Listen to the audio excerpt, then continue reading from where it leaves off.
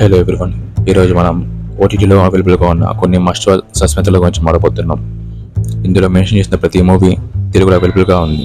ఈ మూవీస్ అన్నట్టు చూసిన వాళ్ళు ఎవరైనా ఉంటే మీ ఒపీనియన్ని కామెంట్ చేయండి. ఈ లిస్ట్లో నెంబర్ 5 చో నికల్కే బాగా.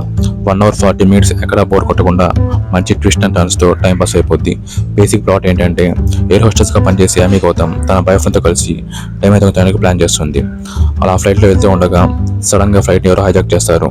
ఆ తర్వాత ఏమైంది, వాళ్ళు దొంగతనం చేశారా లేదా, ఆ ఫ్లైట్ని హైజాక్ చేసింది ఎవరు అనేది మంచి సస్పెన్స్ లాస్ట్ వరకు హోల్డ్ చేశారు.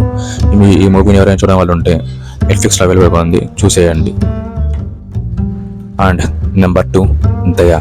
చాలా రోజుల తర్వాత తెలుగులో వచ్చిన one of the best crime web series. JD Chakravarthy comeback కూడా. జేడీ చక్రవర్తి చాలా రోజుల తర్వాత మంచి వెబ్ సిరీస్తో మన ముందుకు వచ్చాడు. ఈ వెబ్ సిరీస్ ప్లాట్ విషయానికి వస్తే ఫ్రీజర్ వ్యాన్ డ్రైవర్ అయిన దయా గూడ్స్ పికప్ అండ్ డ్రాపింగ్తో తన లైఫ్తో అలా గడుపుతూ ఉంటాడు.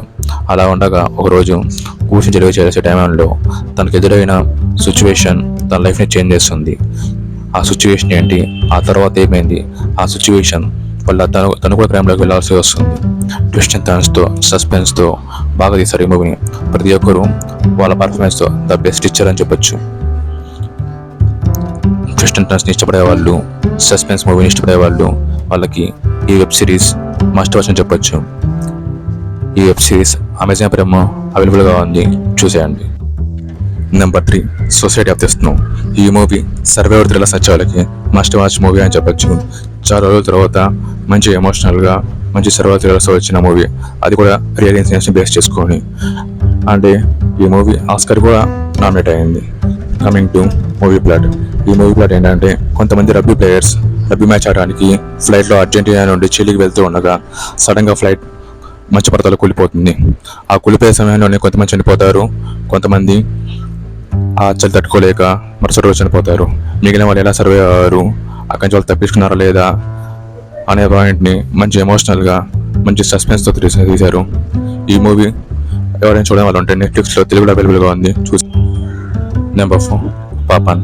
ఈ మూవీ విషయానికి వస్తే ప్రజెంట్లో కొన్ని క్రైమ్స్ జరుగుతూ ఉంటాయి అండ్ పాస్ట్లో కొన్ని క్రైమ్స్ అలాగే జరిగి ఉంటాయి. పాస్ట్ అండ్ ప్రజెంట్కి కొన్ని లింక్స్ అటాచ్ చేసి ఉంటాయి. పాస్ట్లో ఎంత ఎవరు చేశారు, మళ్ళీ ఎందుకు స్టార్ట్ చేశారు అనేది ఈ మూవీ బేసిక్ ప్లాట్. లాస్ట్ వరకు మంచి సస్పెన్స్తో ఎక్కడ వరకు ఉండకుండా బాగా క్యారీ చేశారు. ఈ మూవీ విషయం గురించి చెప్పాలంటే ఇంకా మూవీ అయిపోతున్న టైంకి క్లైమాక్స్లో మంచి ట్విస్ట్ వస్తుంది, అది కూడా ఎక్సలెంట్గా ఉంటుంది. ఇంకా ఈ మూవీని ఎవరైనా చూడడం వాళ్ళు ఉంటే ఈటీవీలో స్ట్రీమ్ అవుతుంది, చూసేయండి. పోర్తురల్ 2 hours 20 minutes టైంతో తమిళనాడు రిలీజ్ అనే మూవీ అక్కడ బ్లాక్ బస్టర్గా నిలిచింది. రాక్షసుల మూవీని ఇష్టపడే వాళ్ళకి ఈ మూవీ కూడా ఎంతో బాగా నచ్చుతుంది. ఈ మూవీ విషయానికి వస్తే ఎవరో ర్యాండమ్గా అమ్మాయిని చంపుతూ ఉంటారు. అసలు వాళ్ళు ఎవరు, ఎందుకు చేస్తున్నారు అనే విషయం కనుక్కోవడానికి హీరో శరత్ కుమార్ గారిని అపాయింట్మెంట్ చేస్తారు. అండ్ స్టోరీ విషయానికి వస్తే మోస్ట్ ఆఫ్ ది సైకో మూవీస్లో ఉన్నట్టు అయినా అది చూపించే విధానం కానీ దాని ప్రొసీజర్స్ కానీ చాలా కొత్తగా ఉంటాయి. లాస్ట్ వరకు గ్రిప్పింగ్గా ఎక్కడ బోర్ కొట్టకుండా మంచి సస్పెన్స్తో తీశారు ఈ మూవీని.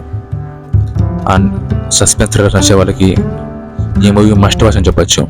ఈ మూవీ ఇప్పటికీ చూడడం వాళ్ళు ఎవరైనా ఉంటే సోనీ లీవ్లో స్ట్రీమ్ అవుతూ ఉంది, చూసేయండి.